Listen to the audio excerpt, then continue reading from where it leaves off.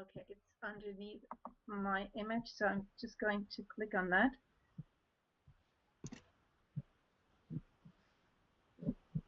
I just saw it now, the screen went black. Okay, so we'll do full screen there. You have to go full screen first with the slideshow view, and then select the slide, which in the pop-up window is already in. Yes, yes, yes, okay. I can see it now. And what do I do now? I think you will just, be invited to get started with your presentation. I know that you are probably best suited to introduce yourself, since I don't want to take too much of your time. The topic of your presentation being healing at the deepest levels using divine light just really makes a very nice tie into what previously was talked about. So. Obviously, healers have been healing using divine light for thousands of years, and today we are returning to understanding more from the science side. Maybe you want to just join me and take over the mic and podium and just jump right into the subject matter, Dan. Will do, Lydia. Thank you so much. Okay. And it's a wonderful opportunity to talk about something I'm extremely passionate about. I've been working as a healer for a few years now, and I guess the journey started probably about 10 years ago, where I came across things like hypnosis and NLP, some of the tapping therapies, and some of the kind of more mainstream forms of psychology and psychotherapy. But I never quite felt, even though I'd say that all forms of healing and therapy have an element of light about them, because let's not stray from the point, we are light ultimately. So there's always going to be an expression of light coming through all these different modalities and modules. The one thing that really struck me, however, was back in about 2006, where I've been studying different modalities for a few years by that stage. And nothing had ever quite worked in terms of some of the deeper trauma, deeper psychological problems.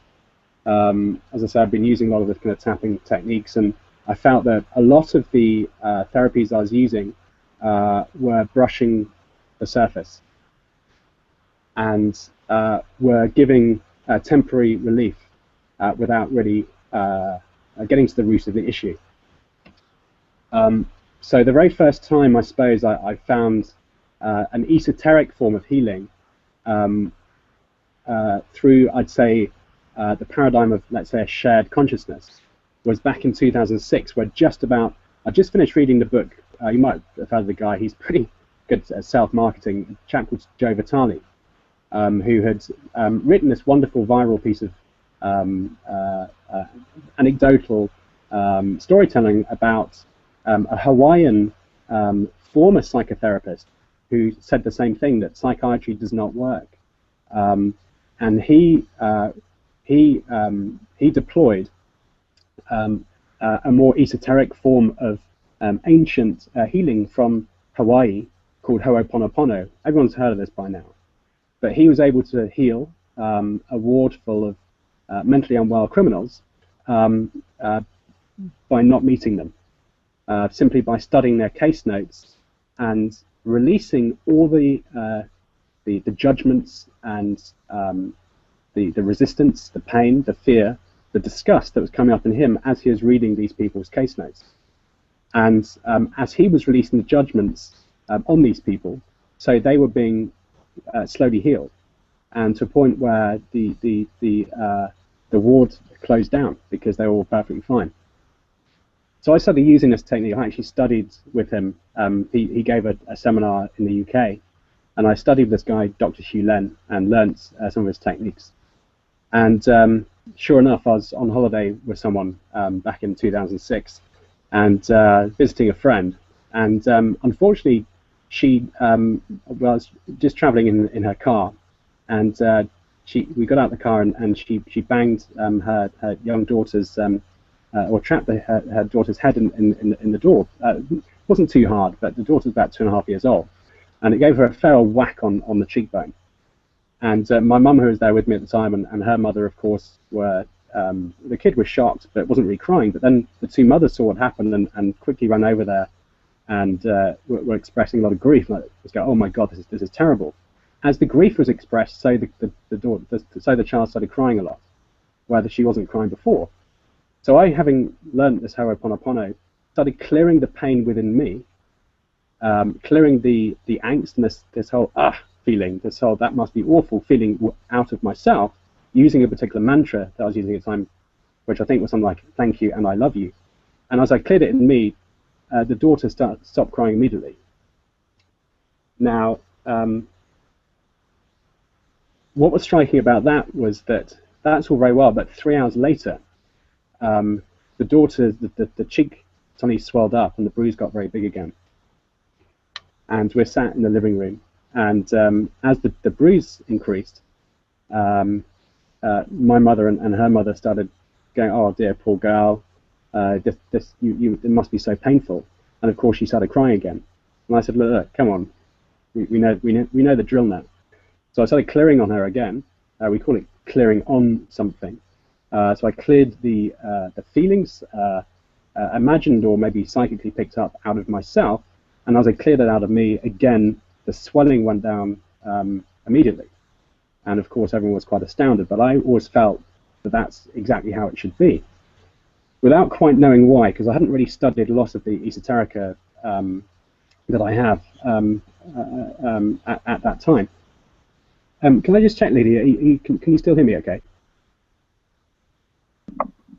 Dan, I will have to reboot my computer because everything just went, it just froze, and I'm afraid that it's just going to crash. So continue on with your presentation. I will be back in a few short minutes. And don't forget to move up and down the slides, because we only see the first slide now. Yeah, I haven't quite got it. But can everyone hear my presentation okay? Yes, and if you move with the arrows down or to the right side, depending on your computer, you should be able to move when you go to the full screen mode, and we see the moving slides then. Yeah, of course. I haven't quite got onto the next slide yet. But okay. Okay. All right then. Okay, so just to continue, so that was my first kind of sight into healing through thought alone, through mind, and really the journey has really escalated from there. Around about 2010, I'd studied a lot more. I'd studied a lot of spiritual healing by that time. And there was one very striking episode when I was in a bar of all places, and I was talking to a girl who'd had an extremely bad break on her arm. She'd been knocked over by a car, and her arm had shattered in many places. And 7 months on, after a lot of rehab, it was still not straightening. And I felt this overwhelming urge to help. And I suppose you could call it, I had, because the intention was there, I wanted to help. And I felt this kind of pure love and pure light coming through me, and I directed my hand towards her arm and just felt this love towards it, this love light, if you will. And she felt it too, and she kind of shook her arm out, and it straightened after 7 months of it having not been straightened. So again, this thing was working through me. What's really, I'll kind of get into the bulk of the presentation now, but what's really accelerated my ability to heal is I've read hundreds of books, like a lot of your presenters have, and I heard mentioned that one of your presenters done the same thing. Most of the books I'd read all pointed and kept mentioning this wonderful psycho-spiritual text called A Course in Miracles, which I've been studying now since 2006, but it didn't really go in that well back then. 2010 was really the accelerating point for me for A Course in Miracles. And it really sets out beautifully exactly how healing works, who we are in our essence, which is pure light and pure love, connected eternally with divine source. And it's to the extent we know that is to the extent we can actually experience these miracles. So I'm going to move on to the next slide now. So the Course in Miracles, it's about 4 sections, about 1,000 pages in all, and it's quite esoteric. It's difficult to really crack the code off to begin with, but if you stick with it, once you've broken the code of it, there's so much light that comes out of the book and out of the information. It's a very beautiful thing. There's a section specifically devoted to psychotherapy within the course itself, and I'm sure I don't need to go into exactly the Course in Miracles. You'll have to look it up, how it came about, and the fact it's channeled material. The voice that was giving the channel, well, the channel, the scribe herself was actually an atheist psychologist, and the voice identified himself as actually as Jesus. And one of the very funny asides that come out of, that's not actually included in the book, it's included in her autobiography. One of the lines she says to him is like, "Why did you choose me to do this? I don't even believe in you." To which he fairly sardonically replied, "That's pretty easy. That's an easy one to answer. It's because I know you're going to do it." And she really had the kind of abstract and kind of intellectualism to really take on a lot of the principles that were expressed through her. Now, the section devoted to psychotherapy really accelerated my ability and my knowledge of healing. And 2 particular paragraphs really summed up for me. And I'm going to read it here now. So it says, "Sickness takes many forms, and so does unforgiveness. The forms of one but reproduce the forms of the other, for they are the same illusion. So closely is one translated into the other, that a careful study of the form a sickness takes will point quite clearly to the form, the unforgiveness that it represents. Seeing this will not affect the cure. That is achieved by only one recognition, that only forgiveness heals an unforgiveness, and only an unforgiveness can possibly give rise to sickness of any kind." Now, let's just go back a bit here. There's a pretty famous example of how we realize that it's actually a deep-seated issue within the psyche that can give rise to physical sickness, or emotional sickness, or of course psychological sickness. Usually memorial data, memory-based data. And many healers and practitioners will talk and know about this. And there's one particular very standout case, and that was a woman called Brandon Bays, who came up with something called the journey work. And she had this balloon-sized tumor in her womb, and she felt like a fraud because as a healer she didn't know how to get rid of it. So she was given the choice to take traditional mainstream medicine, and she kept pushing it back and said, "Look, just give me a month. Give me a month to find this out. I know I can find this out." She'd had a few spiritual experiences in her early childhood. I think she came in with a lot of knowledge into this particular incarnation, and she knew that if she just communed with spirit in its very expansive way, she could find out through that the light of the spirit exactly the grudge or the issue she was holding on to that was causing this huge tumor. And apparently the story goes is that she was able to tune into the tumor, get right into it, and see what was up, and all these memories came to her, I think around grudges around her mother or along those lines. So it's not new to find that it's an unforgiveness, which is a very powerful word for me, that can give rise to this. Now the second paragraph is even more impactful. This realization is the final goal of psychotherapy. How is it reached? The therapist sees in the patient all that he has not forgiven in himself. Again, we go back to Dr. Xu Len, everyone being a mirror for each other. If you spot it, you've got it. If you're judging someone, it means you've got the content, the data in you with which to judge. You're judging it from your own stuff, as it were. So he sees in the patient all that he has not forgiven himself, and thus is given another chance to look at it, open it to reevaluation, and then forgive it. The patient is his screen for the projection of sin, enabling him to let them go. Let him retain one spot of sin, and what he looks upon as release of partial and will not be sure. Now, of course, sin is a bit of an archaic word. It doesn't quite mean it in the way we think. It's more the perception of there's something wrong. That's what he means there by sin. or a misperception, if you will. So just taking that idea further, the idea of healing is the idea of seeing something that appears to be wrong in the person, be it a sickness.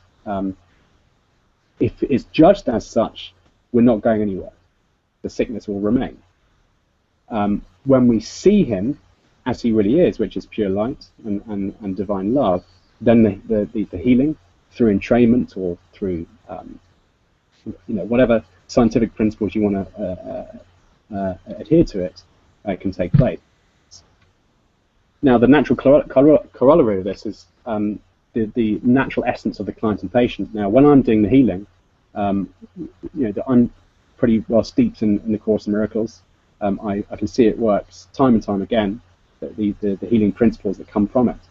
But one of the kind of foundation principles is that the client or the patient is already perfect. He's already healed and he's already whole. Now, a lot of the more, let's say, leading edge therapeutic modalities, for example, heart math, will allude to something like that as well. And we've seen these videos on YouTube about the Chinese doctors healing tumor just using mantra and belief and conviction. This is not too dissimilar. So to the extent we know the client is just pure light, is to the extent the healing can take place. And the Course in Miracles will also say that in that moment, in that recognition, both of you are actually transformed. That there's mutual release going on. I think a couple of the presentations already talked about the idea of there being a collective mind. Well, of course, yeah, we're not. It would appear that we are individuated consciousnesses. That is the result of this perceived fragmentation that happened, where apparently we left heaven, as it were. The Course in Miracles will talk about that a lot. There was this supposed descent from heaven, where then the sonship was fragmented into billions of pieces.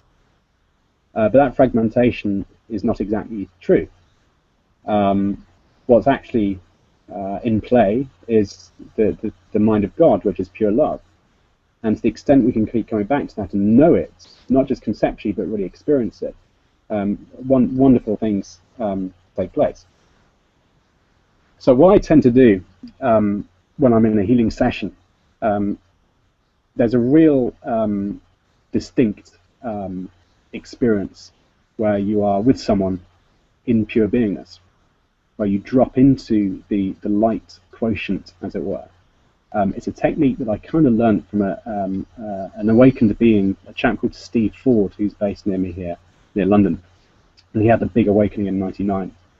And his presence, and when he's transmitting, when he's coming from that soul, that essence, he's very aware of himself being that soul now, as opposed to body. He's not identified with body or ego mind anymore.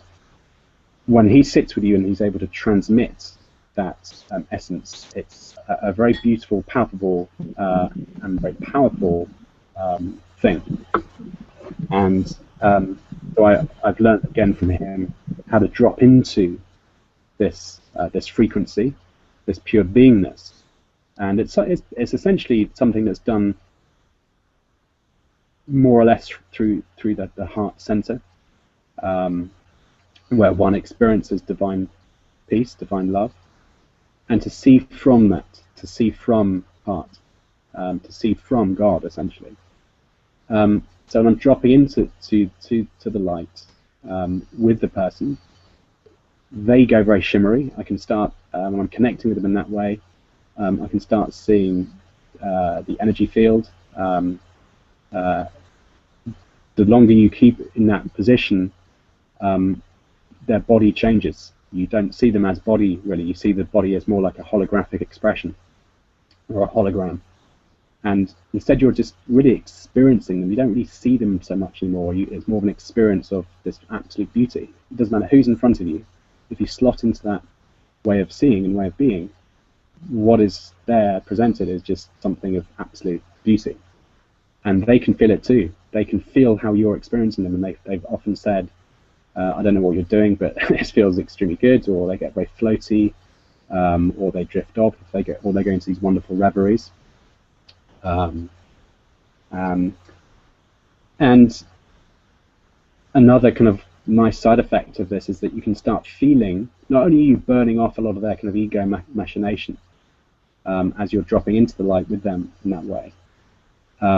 You can also pick up and experience, I experience it through the chakra, where they're holding on to stuff, where they're holding on to what we call data.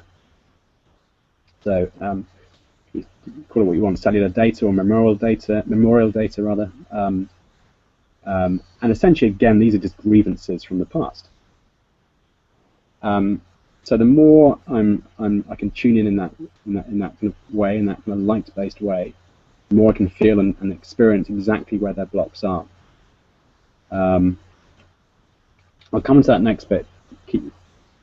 I ask them what they can see. Obviously, they've got their eyes closed. Images will come up, but we'll come back onto that. Now, Holy Spirit, again, it sounds a very kind of Christian, mystical, and therefore probably conceptual idea. For me, it's an absolute experience, a very beautiful experience of divine insight, divine healing. Holy Spirit is spoken about many times throughout the Course in Miracles as our remaining communication link with Source. So the idea that now we've separated away from Source in this illusory world, the Holy Spirit will be our remaining communication link, so we can always get back to where we've come from. The way I describe it is, for me at least, it's the highest form of light, intelligence, insight, and healing. Now, going back to the first slide, you remember that the causes of sickness are the unforgivenesses within the recesses of the mind. Now, many years ago, when I was doing my clearing and transmutation work, I would be using mantra and different breathing techniques, perhaps breathing fear and pain and what have you into the heart center and doing that kind of transmutation. And that was great, and that's definitely something I still do. And it works to kind of polish to take off the stuff at the top, the conscious mind. But it doesn't do too much in terms of getting to the big root causes. And so a wonderful way of understanding the root cause of sickness or unforgiveness, which would be synonymous with the unforgiveness. And this can include past lives. You get a lot of data and images and symbols coming through from past lives through clients. But typically 80% of the time will be this life, childhood, etc. The way we do that, and again, it doesn't mean that the person is spiritual,